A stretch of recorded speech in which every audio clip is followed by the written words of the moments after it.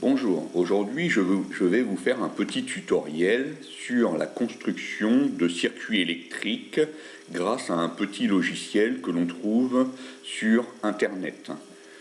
Donc je vous donnerai le lien pour trouver ce logiciel et ensuite vous allez avoir une page de présentation où c'est écrit kit de construction de circuits, intro et labo. Alors, pour ce qui nous concerne, il faut cliquer sur Intro. Alors ensuite, vous avez une nouvelle page qui apparaît avec dans une colonne à gauche plein d'éléments de matériel que l'on peut utiliser en électricité. Donc on peut faire la liste. Ici, vous avez des fils de connexion, une pile, une ampoule, une résistance, un interrupteur. Ici, il est ouvert. Vous cliquez sur la flèche du bas, vous allez avoir d'autres éléments comme un fusible, un billet de banque, un trombone en aluminium, une pièce en cuivre, un effaceur en caoutchouc, un crayon avec une mine en graphite, une main et un chien. Alors, pour vous montrer comment utiliser ce logiciel, on va faire un circuit que vous connaissez déjà puisque vous l'avez fait en classe. Alors avant de faire la construction du circuit, cliquez en haut à droite sur la petite case « Montrer le courant ». Voilà, vous cliquez ici et maintenant on va pouvoir faire le circuit électrique. Donc on a vu dans le cours que pour qu'un circuit électrique fonctionne, on a besoin d'un générateur. Ici notre générateur, ça va être la pile, une pile ronde. Ensuite, dans le circuit, on va rajouter une ampoule.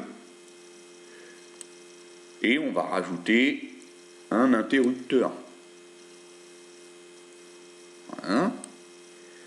Donc, vous voyez qu'il y a des parties qui sont en pointillés rouges. Ces parties-là indiquent les bornes de chaque dipôle. Donc, la pile ronde, elle a deux pôles, un pôle plus et un pôle moins. La lampe, elle a deux pôles. Le culot et le plot, et l'interrupteur a deux pôles, celui-ci et celui-ci.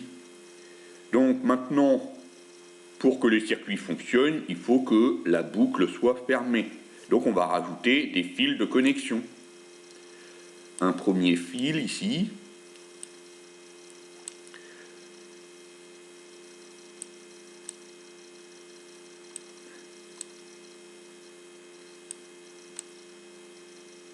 Un deuxième fil et un troisième fil. Donc pour l'instant, on s'aperçoit que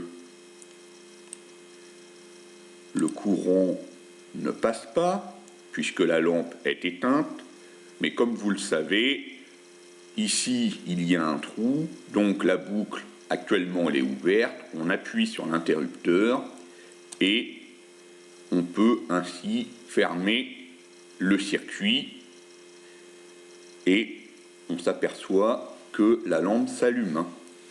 Alors si jamais vous vous trompez, vous pouvez supprimer des éléments. Par exemple, si je veux supprimer la lampe, il suffit de cliquer dessus et d'appuyer sur la case ici, poubelle.